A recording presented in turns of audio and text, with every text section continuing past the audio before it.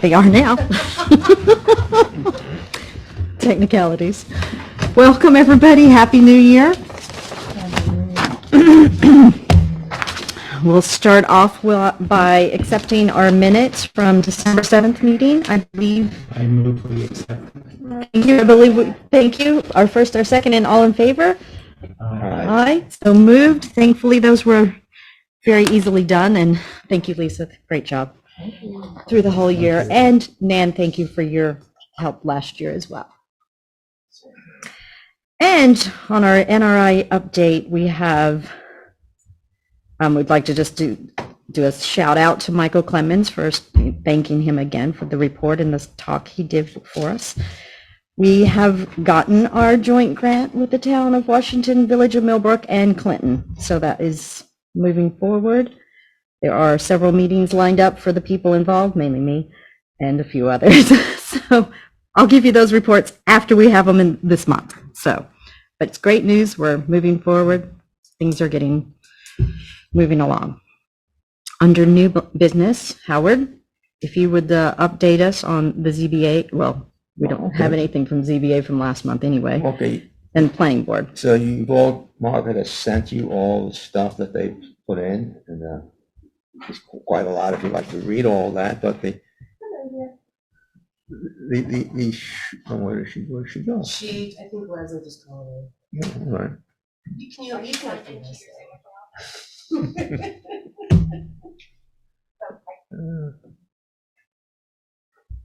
Hopefully the sound will work. That would be good. Yeah. Can you hear us? She's not signed in yet. Okay. She's supposed to be in the waiting room before the meeting starts. Is that okay? Do you mind? Okay. No. Okay. All right, go ahead, Howard. She's going to listen in this way. All right, so there was just three things at the planning board, and the ZBA was basically the same thing. There was this White Rock Farm that is very nicely done, and it's a non-conforming use among other things, and the planning board approved it last night. It doesn't have any wetlands basically that involve us, so that was that. And it might be some technical issues with other things, but. And then the Upton Lake High School, rather interesting one. That does involve a couple of things that are interesting to us. The main one is lighting for us. Lighting is extremely important, especially a big project like that. So they're supposed to follow a section of code 485, Standards for Review and Design 5B, which talks about the intensity of the lighting, protection from glare, and how the light's supposed to be at a certain temperature and 0.02 candle foot measured at the ground level at the edge of the property. In other words, it's supposed to be dark.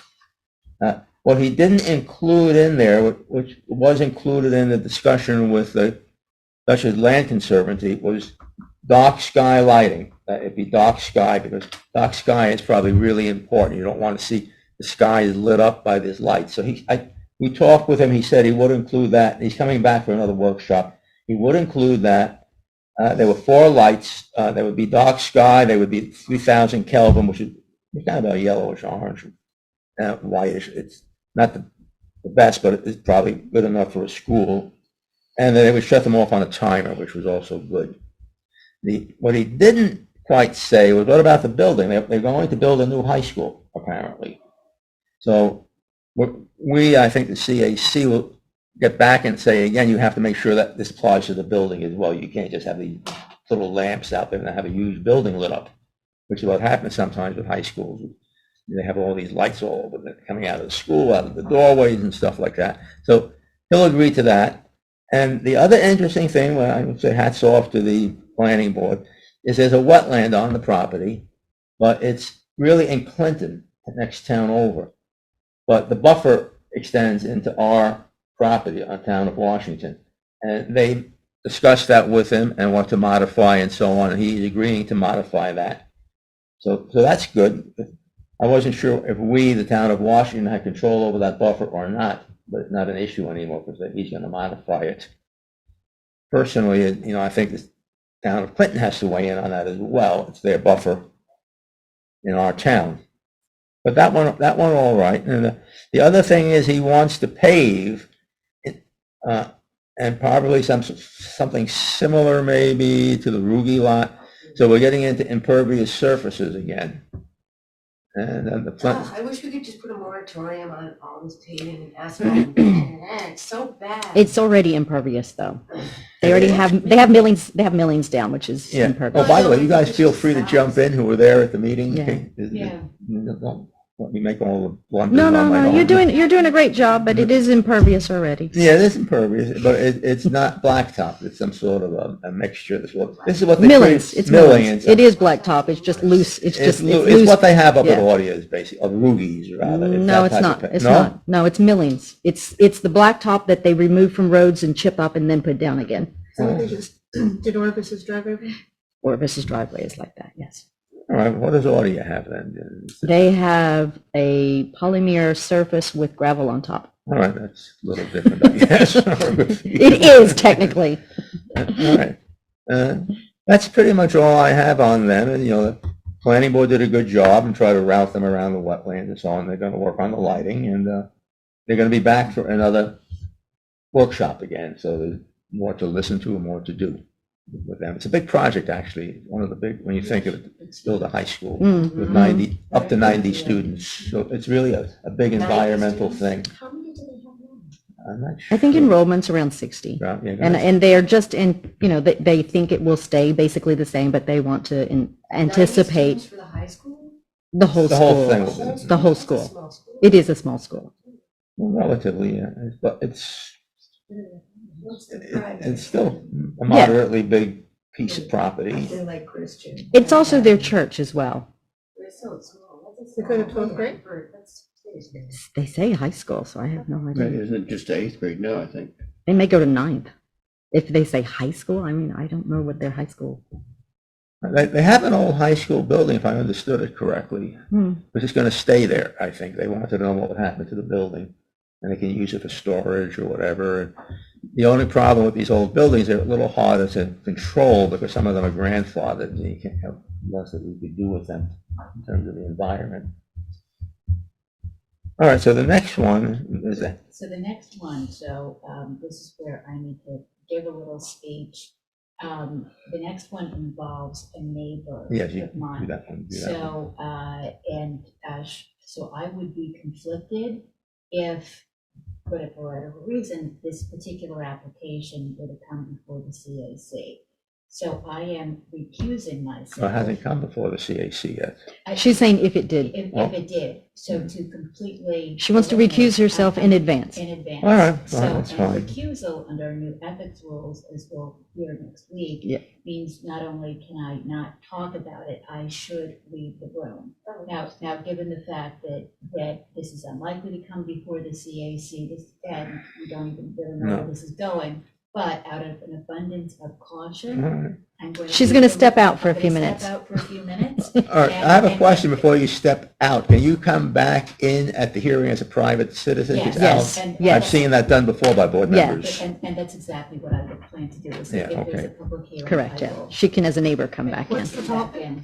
The He's going to property go, is- he's going to go into the topic now. Let poor Pam leave the room. Bye, I'll come get you, I promise.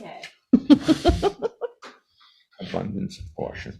Go ahead. All right, this one is called Howe Barn, Howe, Barn Conversion, Special Use Permit Workshop. It's on 175 North Tower Hill Road, I think is a road. North Yes, it Tower is. Road. Conversion of a 1955 barn into a bed and breakfast. This is where it gets interesting. The engineer or the architect said they really don't want to use it for a bed and breakfast. It doesn't apply to us in any great detail because I don't believe there's any wetlands involved in where it is, so it's technically this. But it does apply because other things could have wetlands. It could fall under the same situation. So we might at least discuss it. I believe it's in an R10, which is a large district. And in order to have a guest house, you have to have, if you're in a 10-acre zone, you have to have another 10 acres. to match the guest house. It's treated like a separate property. They only have, I think, 13 acres. It's almost 14, yeah, it's Okay, almost 13.84. 13.9 or whatever it is there. 84. So they don't have enough acreage. So one of the workarounds that they were trying to do is say, we're going to have a bed and breakfast and we're not going to use it. And the engineer said so. We're just going to have it there and our family and other people can use that instead. But that's technically a work around the zoning code if they even get the bed and breakfast.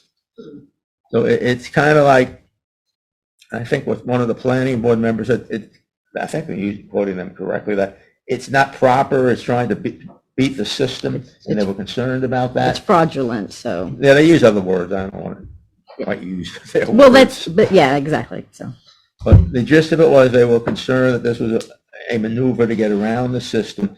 So one of the suggestions was to go to the ZBA and ask for a variance to put the second building in with not enough acreage according to the zoning code. But they've done that before, so the ZBA has not, this would be the first time it's ever happened. So the architect didn't know what to do. He didn't know if the person who was running the project, the owner, wanted to do that or not. So they'll come back again for that. This is still going to be another workshop.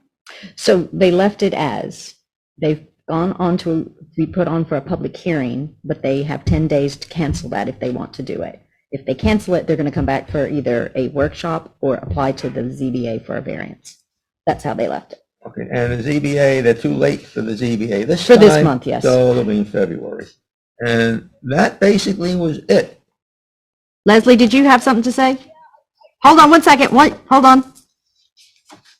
Hold on. Still, hold on. Sorry, my phone is jammed up and I can't get you on the... That's awesome. Go ahead, try. Don't you? 1 second. Go ahead, Leslie. So I think that, the way that the planning board is, which I think is terrific, is organizing their meetings, is by having workshops, right, to give people feedback on applications.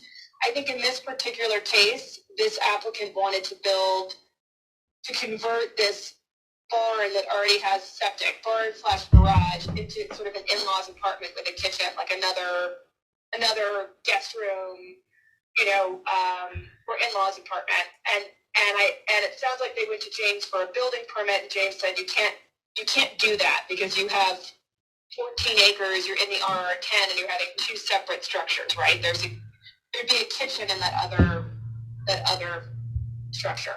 So it could be deemed as having two separate sort of living residences, right, on the same Correct.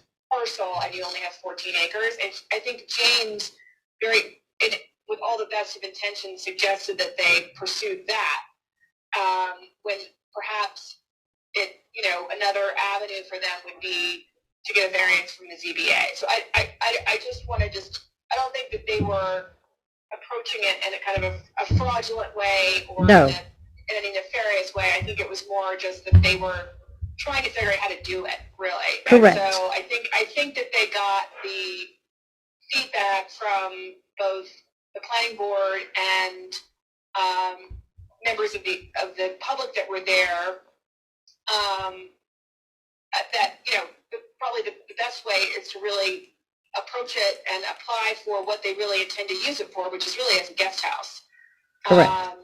That maybe they would VRBO it at some point, maybe they would Airbnb it, but really the primary use of it would be as another guest room. So the planning board, of course, couldn't tell them what to do, and as Margaret said, he didn't know what his clients would want to do. They'd want to proceed with the bed and breakfast route and see how that plays out with the planning board, or if they'd want to, withdraw that application and then pursue a variance with the ZBA. So I think you and Howard, described it absolutely correctly. I just wanted to mention that I think what happens is that because it's a workshop, people go and sort of say, I like to do this. This is one way we could do this. And I don't, I think they were just trying to get it done, not as much as them trying to sort of work around the code. I think that was suggested Correct. way. But as Andrew Spence said, who's on the planning board, that, it's, again, one of those things that this might be helpful for the town board to look at,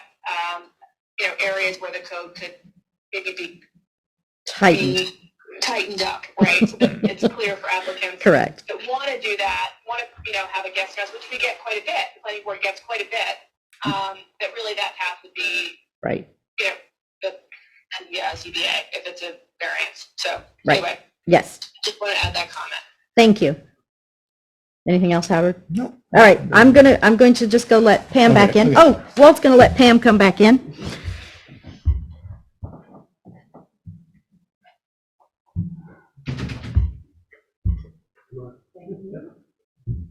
All righty. All right, now there's the ZBA, very brief now that she's back in the room. Thank you. Okay.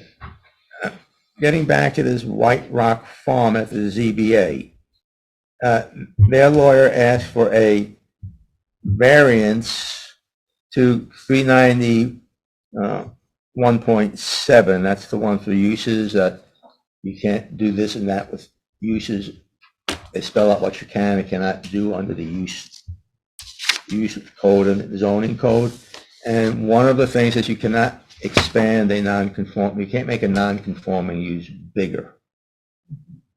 And then the town. You can't make a non-conforming lot more non-conforming? Is that what you mean? Yes, No. you can't do that, and you can't make the use bigger on the non-conforming lot. So if you have a building on a non-conforming lot, you can't make it bigger. But Gotcha. later on, Gotcha. I'm going to make up a number because I don't remember the number. I'm going to say 2000 or something like that. They decided several years later to amend that slightly to allow people to do something. So they added 391.7, which says you can, after this, it's a direction to the planning board. It's part of the zoning code. It tells the planning board what to do. It says you're allowed to grant up to 20% more or 25% more. It's an instruction in the zoning code. Just like we had the opposite thing with the Taylor property where they tried to add a cement use, and they said, you can't do that, ZBA, that's up to the town. Only the town can change the zoning code. So they changed the zoning code to allow for 25%, up to 25% at the discretion of the ZBA.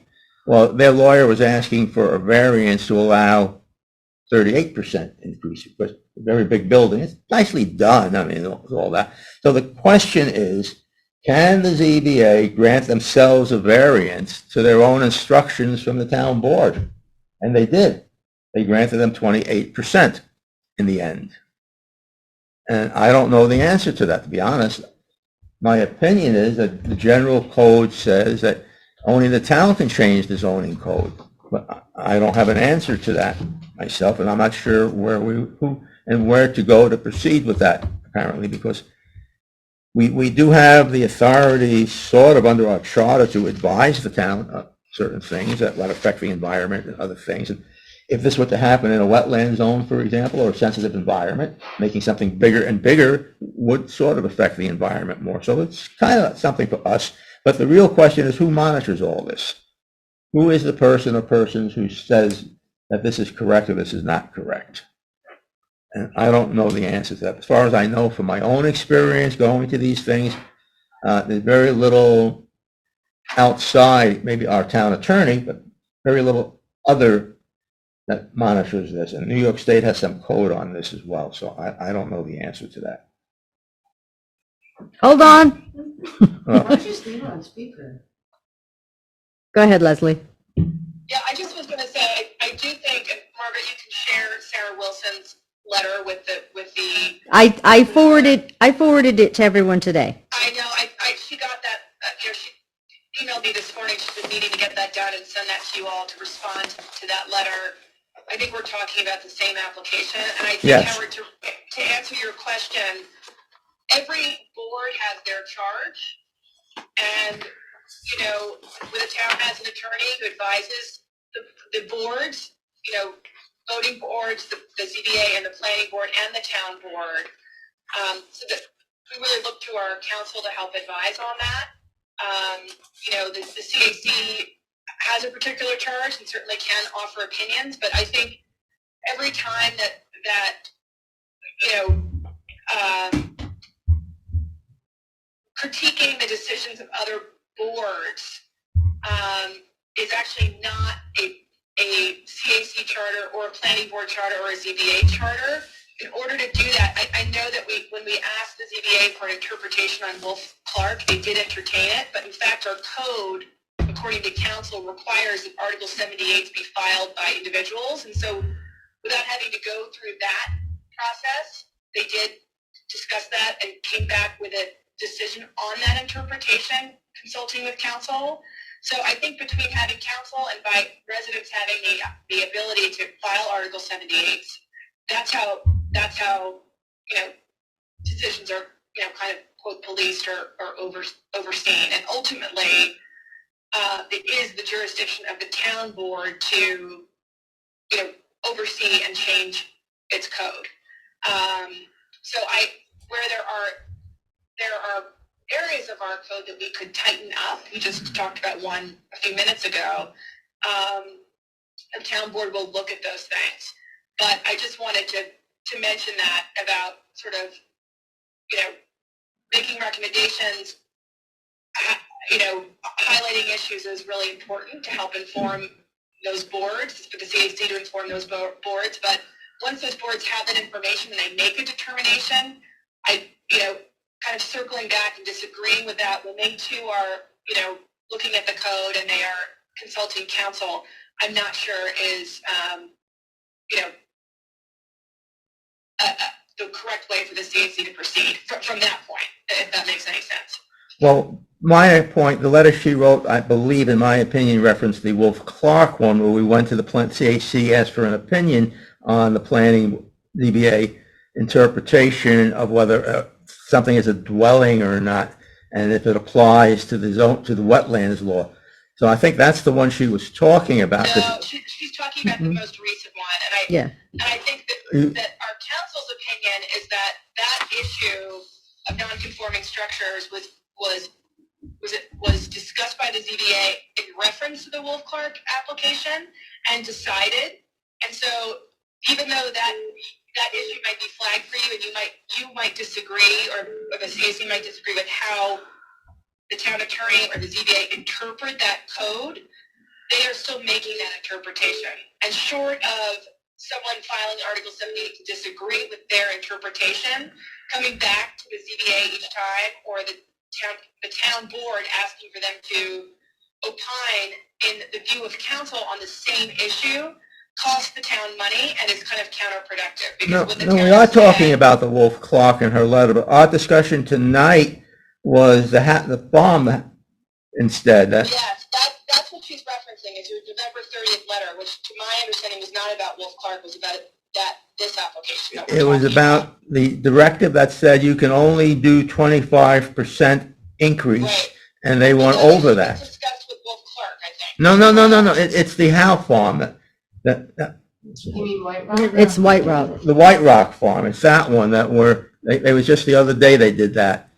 They got Josh Mackey, the lawyer for them, asked for a variance for 38%. And Somebody's going it's mine. Is anyone else is going? Fine, so keep going, Leslie. The That's question fine. was, could they change a town directive on their own? This is a zoning code directive that says you can only do this ZBA. Do they have the power to override something that's in the zoning code for themselves and say, we don't want to do that? That was the question. Yeah, I can circle back with Sarah on that. I thought that she answered that question. No.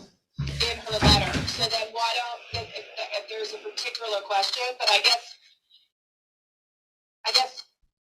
what I'm saying is kind of questioning the determination on that 25% when it doesn't have to do with a wetlands issue, or it doesn't have to do with It could. I think becomes, I mean, as a citizen, surely you could do that. I guess what I'm getting at is it's just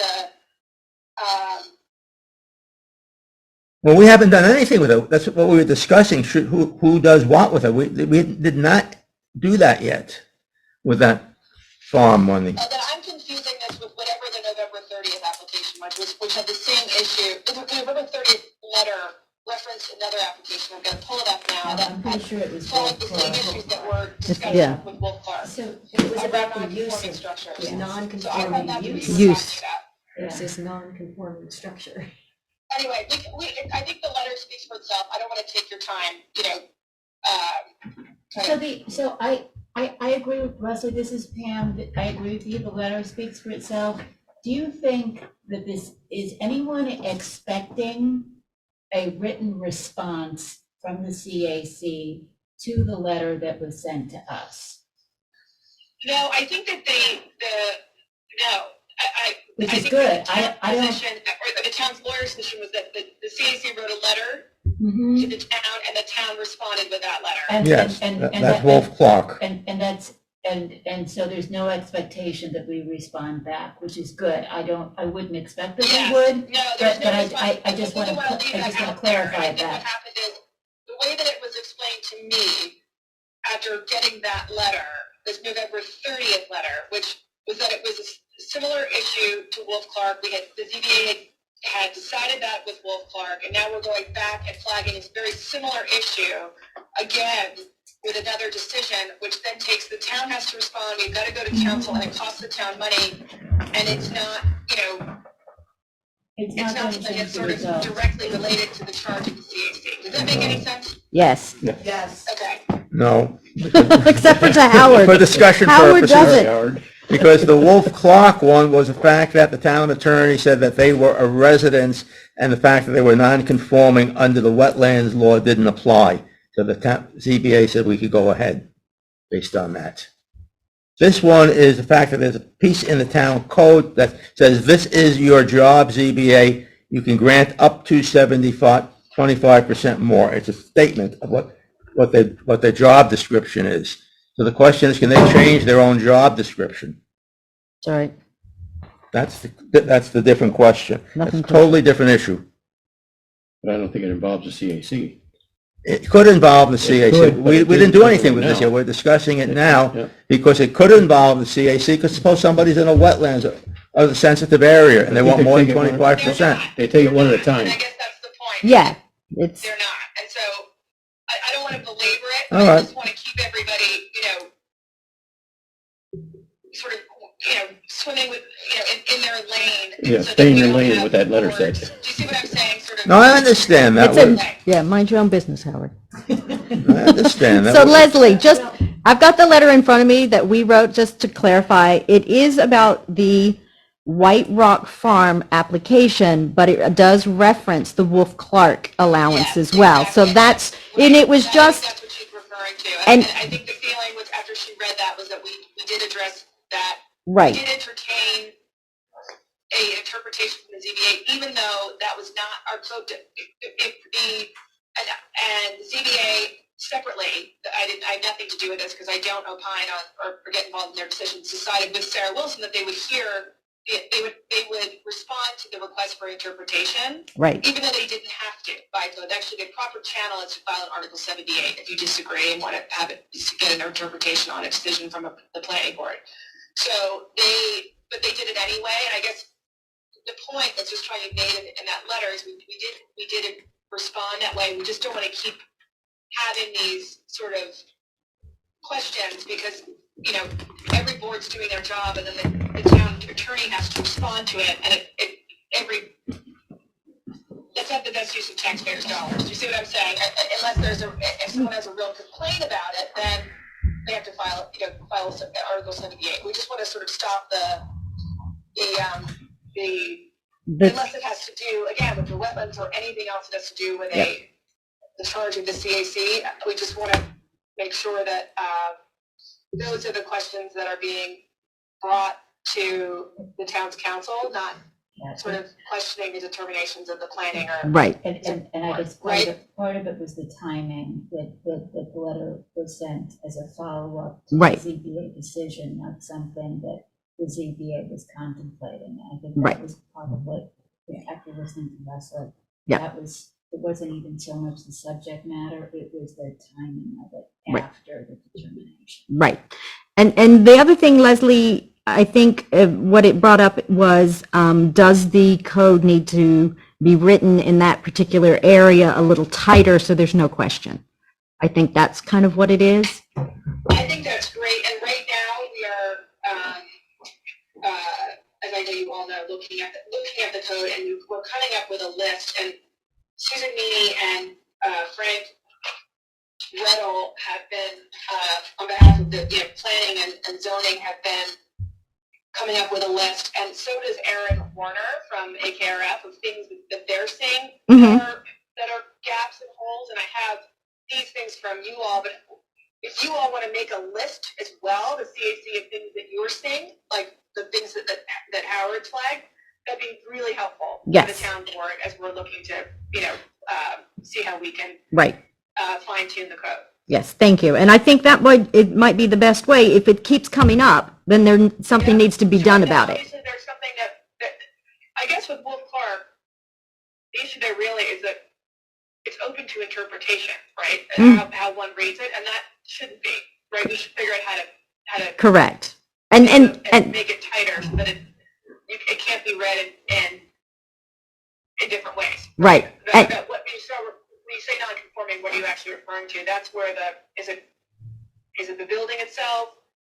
Is it, there was like a couple different options of what it could be based on how it was written, and so it just needs to be rewritten, I think, in a more concise way. yes, agreed. Yes, agree with that too. Agreed. All right. So moving forward. Are you finished, Howard? I guess so, except I don't know if I'm voting for McCarthy for Speaker of the House yet. Well, somewhere around here, sorry. All right, so upcoming is our ethics training, which we will be doing at the February meeting, 30 minutes before the meeting or the first 30 minutes of the meeting? So that's up to you, either way. We're happy to get here at 5:30. We can also start at 6 and take. Everyone wants to be here at 6, right? I don't think there's going to be like a terribly hard meeting the next go. Yeah. So let's do it. Go ahead and do the first 30 minutes. Further. I most likely won't be here. Can I have a volunteer for a chair for the February meeting? Yeah, okay, that's great. Shall we just cancel that meeting and not even do our ethics training? I'm happy to. Will you chair? Good. Thank you, Just that Pam. that I'm. So- Because you'll be here anyway. I'll be switching hats. Thank you. Starting That'll at be what perfect. time? It'll be at 6 o'clock. 6 o'clock. It's on the 8th, February 8th. At 6 o'clock, we'll be doing the ethics training to start, and Pam will run our meeting for us. All right? Yeah. Thank you very much. On January 12th, we have the public hearing on the CPRC addendum. I don't know. Is that correct, Leslie? It is the 12th, right? Yes, the 12th is the agenda, and the 11th, we're having a special meeting at 5 o'clock Yeah. for Calais Road. Okay. Only two Okay. meetings there. And the Calais Road also might be of interest to the CAC Yep. because It would be. there's going to be Yep. a lot of discussion about water runoff and All right. Perfect. so Yep. just flag that for you all too. So is that's a public meeting? Yes, Yes, it public is. meeting. And It's on the website. It's on the website. is that at 5? Is that at 5:30, Leslie? So the 11th is at 5 o'clock. Oh, on 5. Marin Road, and on the 12th, it's at 6 o'clock. 6 o'clock. Yeah. Perfect. Thank you. Pam is doing my chairing for the next meeting. Thank you. Any questions, comments, or concerns from anybody? Any other additional comments? The only thing I can say for myself is I think I've got a handle on the mapping of the zone, all the zoning. I've been digging around with Lisa, Mary, everyone. They do actually have a couple of updated maps from 2016. It's just nothing that is used in our code or listed on our website. So we will get these looked at, double checked. I'm going to probably send them out to you guys so you can look your eyes over them as well. Then I'm going to get them to Leslie so that Leslie can then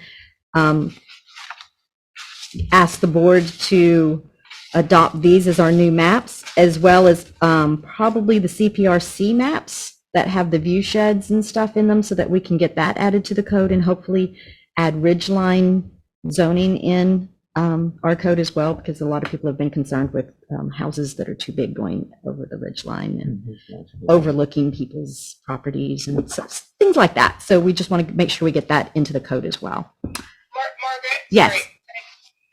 I can't remember. Do we need, I think the town, I have to ask Jeff Battistoni. Did you remember, didn't he say something that those maps have, besides the town board just seeing them, I think they might have to be,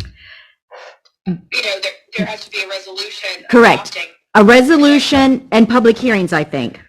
Yeah, I think that's right. Okay, so I saw that email that you sent today with all those maps when I was Yep. at a rest stop. Okay, 17 hours of being on the road today.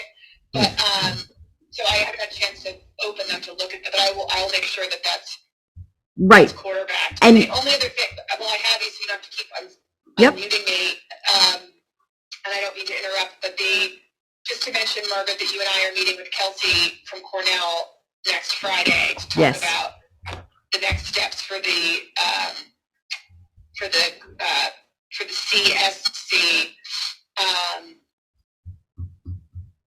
So anyway, Yes. that'll be a hopefully productive meeting. She's going to walk us through kind of how municipalities go about setting out their agenda for the year for CSCs. But she suggested first that just she and Margaret and I meet, and then we'll loop in the rest of the group. Yep. And then we have the NRI introduction thing the 23rd. Does that sound right? Yes, yes. Thank you for reminding me about that. Yes.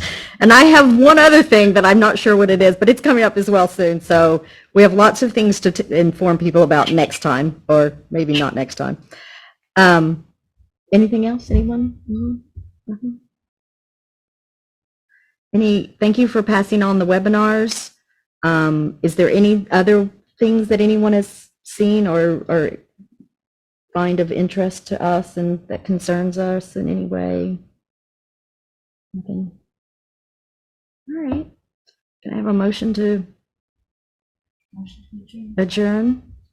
Second, all in favor? Thank you very much. See you February 8th for all of those that will be here. Good night, Leslie. Good night, Margaret. Thanks, everybody. I'll be in touch. Good night. Okay, sounds good. Thank you. Thank you. Bye.